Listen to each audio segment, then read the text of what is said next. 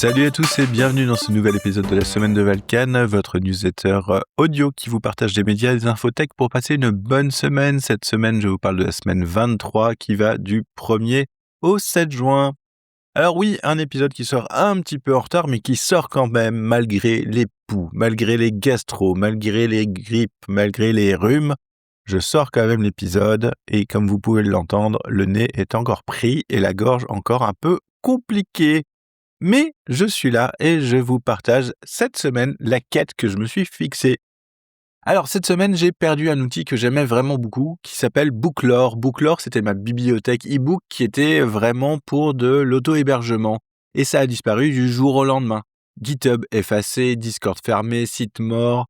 Voilà, c'est pas un accident, c'est vraiment un naufrage humain avec du code IA opaque, des contributeurs bannis, une tentative de monétisation mal goupillée. Mais la bonne nouvelle, c'est que c'était open source et que, comme vous le savez, l'open source ne meurt jamais tout à fait. Donc voilà, je vous ai partagé 2 petits articles qui parlent de la fin de Booklore, voilà, qui était quand même ma solution idéale pour gérer mes e-books et aussi mes livres de jeux de rôle. Puisque il y avait une UI qui était soignée, une gestion propre des métadonnées, on pouvait aller chercher les métadonnées dans Google Books, dans Goodreads, dans Amazon, etc.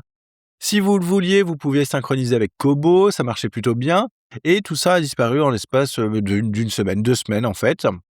Voilà donc c'était un peu problématique. Moi, j'aimais beaucoup cet outil parce que déjà d'une, c'était auto-hébergé, ça me permettait de mettre toute ma bibliothèque dessus, ça me permettait de synchroniser mes lectures, ça me permettait aussi d'avoir un droit fin des gestions utilisateurs. C'est-à-dire que je pouvais, par exemple, laisser à certains de mes joueurs de table de jeu de rôle l'accès à certains livres et pas à d'autres. Alors, j'aurais même aimé, avoir l'accès à certaines parties du livre, mais bon, ils sont pas allés dans le détail. Ça, c'est peut-être un truc qui était un peu trop pour leur ordinateur. Par contre, voilà, comme je vous le disais, au niveau de l'open source, ça ne meurt jamais vraiment. Donc, il y a eu en fait un fork qui s'appelle Grimory, donc qui a déjà été mis en place, qui est porté par des contributeurs historiques au projet Booklore. C'est encore tôt, mais c'est une piste à suivre. En tout cas, ce qui est sûr, c'est que j'ai fait la migration parce que c'est extrêmement facile. Il suffit juste de changer l'image pour le moment et tout se migre automatiquement vers Grimory. Lui est un peu différente, les couleurs un peu différentes. On va voir si tout fonctionne. Pour le moment, j'ai pas encore fait des tests DTNR, donc des tests de non-régression de bout en bout. J'ai pas encore demandé à mes différentes personnes, mes différents joueurs, mes différents utilisateurs de revenir tester pour voir s'ils y accédaient. Mais en tout cas, c'est vraiment plutôt cool. Alors, je vous conseille quand même une dernière chose. Si vous utilisez Booklore, que vous voulez rester sur Booklore, allez sur le registre Docker et téléchargez l'image pour être sûr de l'avoir parce que sinon, vous risquez d'avoir des petites surprises quand ça va disparaître pour de bon. En tout cas, voilà, c'était ma quête de la semaine puisque c'était un peu embêtant, j'ai envie de dire, que un outil que j'utilise vraiment tous les jours tombe comme ça. Alors, moi, je l'ai découvert tardivement puisque ça s'est fait en mars, on est en juin, mais du coup, ça veut dire que le truc, il tournait bien, il y avait aucun bug, il y avait pas de problème, etc. Et à un moment, je me suis dit: «Bah, c'est quand même bizarre qu'il y ait pas eu au moins une mise à jour en 3 mois» et c'est à ce moment-là que je me suis rendu compte que c'était mort. Donc voilà, donc si vous souhaitez avoir une bibliothèque auto-hébergée qui gère vos PDF, vos fichiers CBZ là pour les comics, vos fichiers PDF, etc., avec un lecteur qui marche plutôt bien et la possibilité de synchroniser à travers différentes devices, allez voir ce que ça donne Grimory maintenant que Booklore est mort. Sinon, dans les quêtes secondaires de la semaine, j'ai continué à jouer à Idle Fantasy, que j'aime toujours. Ça va très très vite, il y a beaucoup de choses qui se mettent en place. Moi, j'ai plus eu le temps, en fait, de contribuer. Comme je vous l'ai dit, j'ai esquivé un peu les 7 plaies d'Égypte cette semaine entre la grippe, la gastro, les poux et tout ça. Donc là, ça a été un peu sportif. Mais je continue au moins à jouer à ce jeu et que j'aime toujours beaucoup, même s'il n'y a pas grand-chose à faire. Mais je sais pas, il y a un côté assez fascinant et puis il y a un côté fascinant de voir que l'outil, le jeu, implémente de semaine en semaine de nouvelles choses, etc. Alors même si en termes de contribution pour des traductions et autres, c'est un peu compliqué, en termes de contenu qui s'ajoute pour le joueur, c'est plutôt sympa. J'ai écouté l'épisode du rayon qui s'appelle Rayon alternatif à Octogo de la part de Jeux de rôle facile. Donc c'est Com et Sandroom qui présentent 5 jeux du stand du rayon alternatif qu'ils ont fait à Octogone 2026. Il y a l'Hôtel du Lion Rouge, Histoire de monstres, Elle s'est évaporée, Les cordes sensibles, Sombre courant.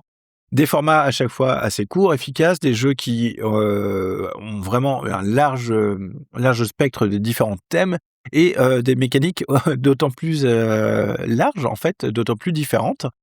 Donc voilà, tout ça est présenté en moins de 2 minutes et c'est assez intéressant parce que ça donne quand même envie, même en moins de 2 minutes, d'aller voir ce que ça donne, notamment Histoire de monstres qui m'a beaucoup tenté.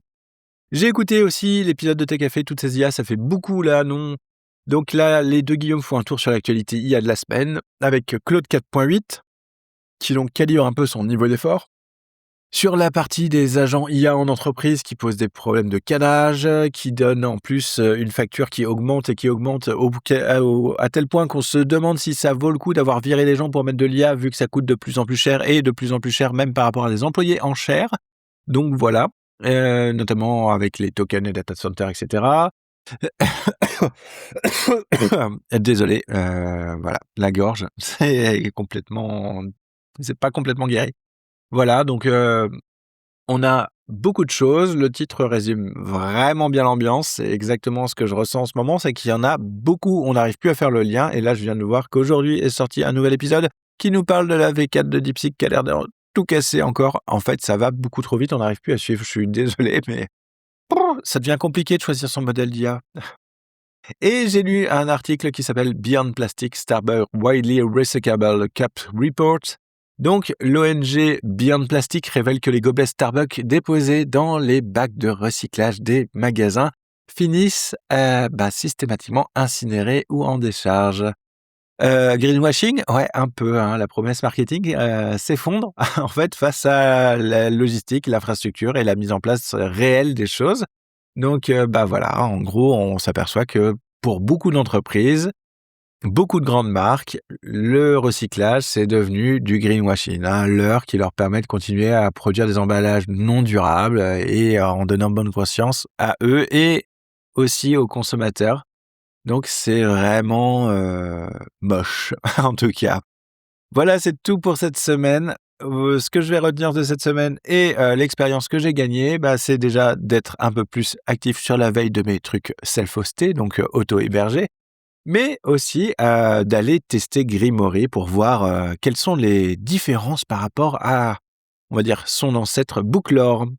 Voilà, voilà. Sinon, je vais aussi regarder peut-être Kavita, qui est un autre outil d'hébergement de documents et de livres qui pourrait être un remplaçant si Grimory s'avère moins bien que ce que j'aimais.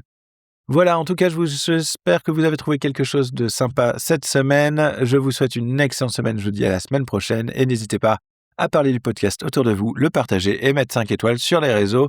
N'hésitez pas aussi à venir discuter avec moi sur Mastodon ou laisser un commentaire. Allez, salut et bonne semaine!